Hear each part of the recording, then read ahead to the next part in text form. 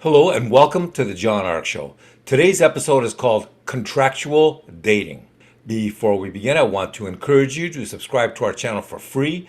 You can also like, comment, and follow us. We're going to have a lot of great celebrity interviews coming up, so make sure to click on the notification bell so you could be notified every time we upload a new episode.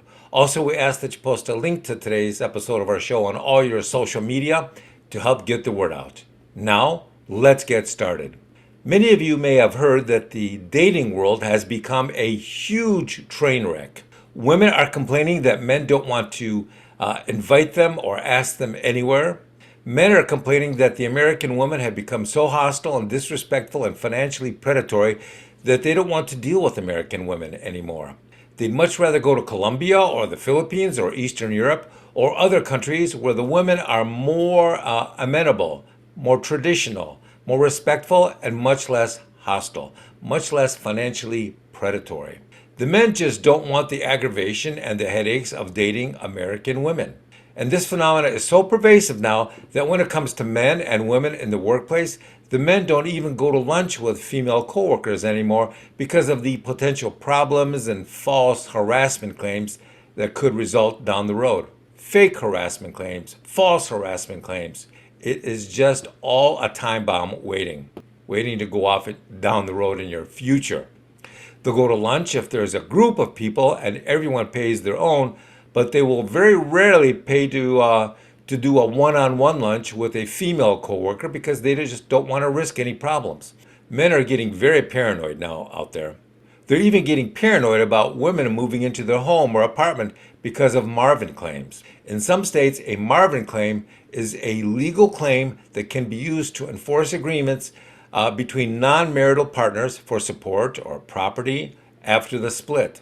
That means that in some jurisdictions, simply letting your romantic partner move in can or may be enough to give them a legal claim, a legal Marvin claim on your home and assets. This is causing even more paranoia in the dating world. Men are stepping back and exercising greater caution than ever when asking a person out. Nobody wants to get taken advantage of or ripped off by someone just for dating them. Now, we have a new phenomenon called contractual dating, where two people who decide to start seeing each other will agree to the terms of that relationship so that there are no misunderstandings down the road. They can decide what happens if a child is created, what happens to their home or apartment if the relationship ends, what happens if one person loses their job, what happens and who pays when they go on a date or a vacation. They can decide how long the relationship will last and what the expiration or relationship renewal dates may be. Basically, they can predetermine what and how the parameters of this relationship will be if or when it ends. And that's not a trivial matter in places like New York or California. Whether you're in your 20s or in your 60s, it can devastate you if your partner tries to sue and succeeds in taking half or all of your stuff or is forced to pay alimony for the rest of their lives. You know, I said 20 to 60, but this continues on into the 70s and 80s, and those people are very easily taken advantage of by somebody younger. So it's especially precarious for them. It can bankrupt some of these people. It can bankrupt all of these people. There's also a new problem. Culturally speaking, marriage has fallen into great disfavor. Gen Xers don't want to get married. They don't want to buy a home. They don't want to own a car. They don't even want to work a full-time on-site job. They may be willing to work remotely, but actually driving to work each day in a physical building, that's something they don't want to do anymore. A large percentage of them don't want to do. They don't want to work entry-level jobs for low wages. That's something they especially don't want to do. They do, however, love drinking and doing drugs. And they don't even date much. They'll spend all their time in groups and may break off from the group for some recreational sex, and then they'll quickly reunite with the group, just to show that their previous activity was non-exclusive. Sometimes singles will create their own contracts and dating agreements right on their phones, and sometimes they'll try and formalize things with a lawyer.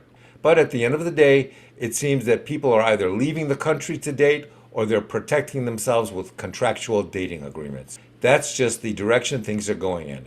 Is that good or healthy? Well, that depends on who's better off financially, you or your dating partner. and who needs to protect their assets more aggressively. Good luck. Thank you for watching. I want to encourage you to subscribe to our channel for free. You can also like, comment, and follow us. We're going to have a lot of great celebrity interviews coming up, so make sure to click on that notification bell so you can be notified every time we upload a new episode. Also, we ask that you post a link to today's episode of our show on your social media to help get the word out. Thank you, and we shall talk to you soon. Bye-bye.